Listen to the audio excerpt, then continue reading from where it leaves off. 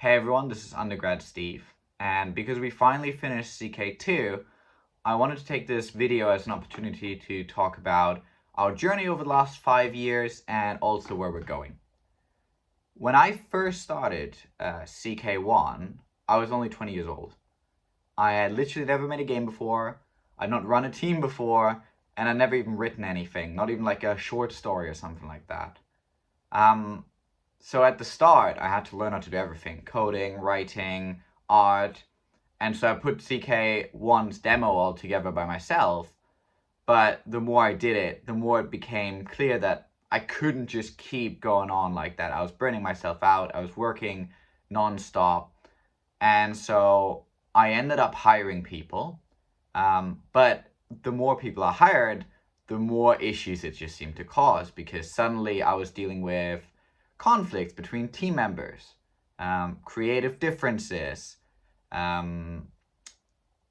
difficulty paying people when we had a bad release. The biggest difficulty though, it came from writing. CK1 and CK2 overall have been touched by nearly a dozen different writers. And no matter how experienced they were, how much they loved the game, how long I worked with them trying to get the tone just right, it didn't seem to matter because nothing seemed to capture the original CK magic. After we had a particularly poor episode release, which was CK2 episode 2, I decided that I needed to step back in and write episode 3 myself. But I had to do a lot of stuff to wrap up storylines that I hadn't even started back in previous episodes. And because of our kind of difficulties after the episode 2 launch, I only had about 3 weeks to write the entire thing, because we were struggling financially. So it was very hard, even though I got to step back in, to write something that I was happy with. And after that, I continued to just be really burned out. I was overwhelmed with running a company, having people rely on me for their income. And then when I haven't written, 16 hours a day, 7 days a week, nonstop to get episode 3 out on time, I just couldn't continue writing, episode 4 and onwards. So I found new writers, and I worked really hard with them to try to get that spark back in CK1, that CK1 had. And while I think, they worked really, really hard, and they tried as hard as anyone to really make episode 4, 5, and 6 the best it possibly can be, I still felt like I wanted to be the one writing. I wanted full creative control. I just, no matter what, I was like, man, I wish I could just go back to me writing. But how could I? Because we had so many writers over the years. CK2 wasn't just mine anymore. It was a product of many different voices coming together. And I really wanted something that was just mine again. I needed something fresh. So during episode 6's production, I decided to take some time for myself to figure things out, to try to see what I've been missing. After everything that I've been through, I was like, what if I were to just write something that I really wanted to write again? Just something for myself. Like I did when I originally started CK1.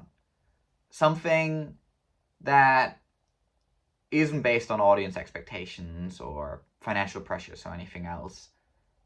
What would that look like? And that's when I came up with Murders and Mistresses. So Murders and Mistresses is a detective adult visual novel. So it's similar to CK, but with a detective angle. You play a brilliant but cocky police consultant that solves crimes and seduces suspects, co-workers, and his wife. Yes, he has a wife. And there's some really cool decisions you can make with the wife in terms of whether you want a close relationship or an open relationship, or polygamy where you get to sleep around and she doesn't. That's one of the core aspects of the game, which I'm really excited about. Tonally, it's an evolution of my original writing style for CK1.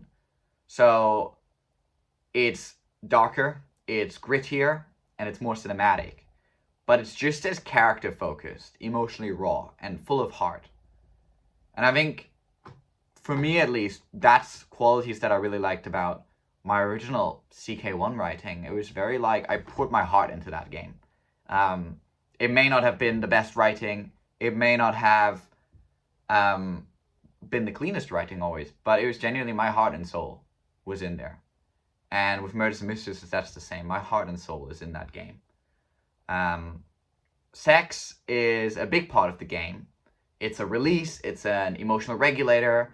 It's a joyful thing as well as a distraction, you know? Because the game has a darker tone, sex can take all these different elements, and it will be explored in so many different forms. And not just the sex itself, but also the relationship dynamics around sex. So I'm really excited about that.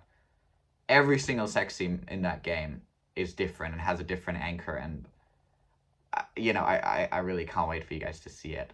I wrote the entire game in just 3 months. And you might think, didn't you just tell us about the struggles of writing episode 3 in a short thing, and now you're saying you wrote an entire game? I know. Look, it's just how I work, I guess. The game is not going to be episodic, so the whole thing is 3 months. I wrote the whole thing in 3 months.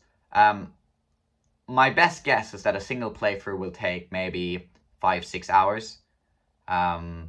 It was a lot of writing, and now it's currently being edited by my trusted team. So I'm, excited to see kind of where they help me shape it with. But really, it's just my vision put on into a game. I think the best part of writing it was that I could feel that Murders and Mistresses just kind of fell out of me. Like, I wanted to tell this story. I knew where I was going. I knew exactly what I was doing.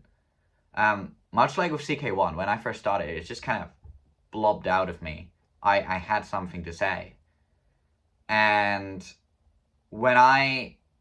before I started writing Murders and Mistresses, I was so burned out with CK, I didn't know if we were going to make a third one. Because I was like, if I want to be in creative control, and I want to write, but I'm burned out with CK, how am I going to make a third CK? So I was really considering not doing one. But then, being back in my element with Murders and Mistresses, writing, creating, doing something just for me, not for anyone else, just something I love, it's really reignited my passion. So then when I finished writing Murders and Mistresses and I came back looking at CK, I knew what I had to do.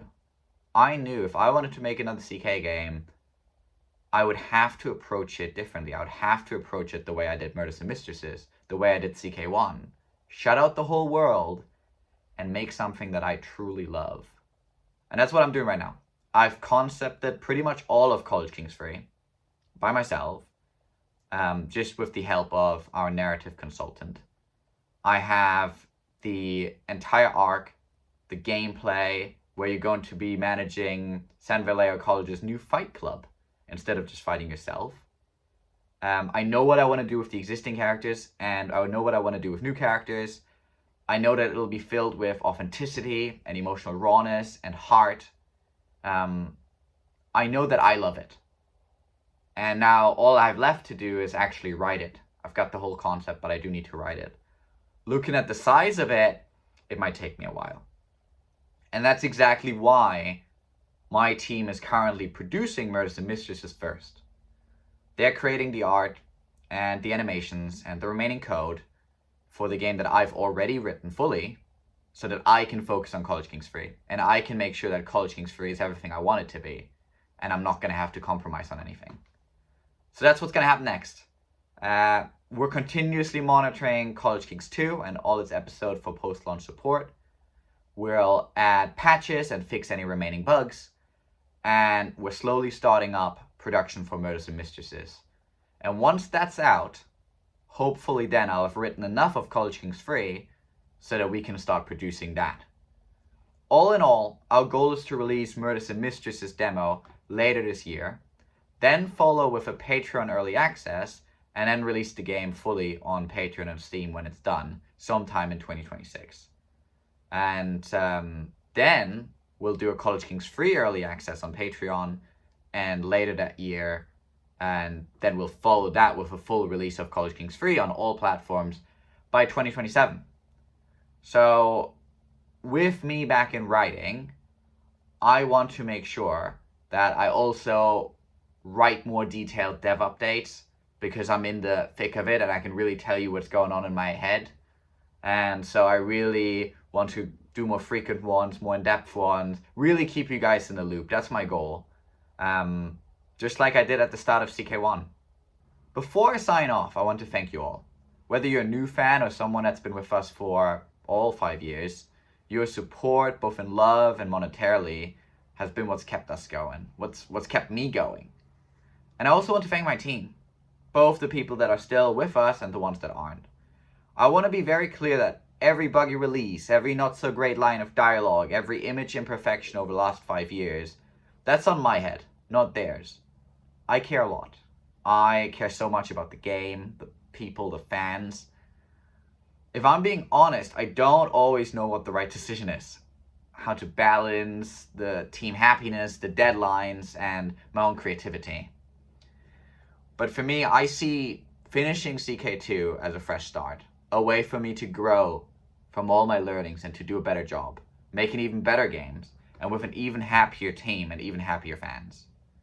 I believe Murders Mistresses is the best thing I've ever written, and I can't wait for you all to see it, and I genuinely mean that. So thank you so much for sticking with us. Thank you so much for all the support.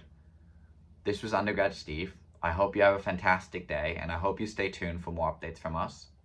Bye-bye.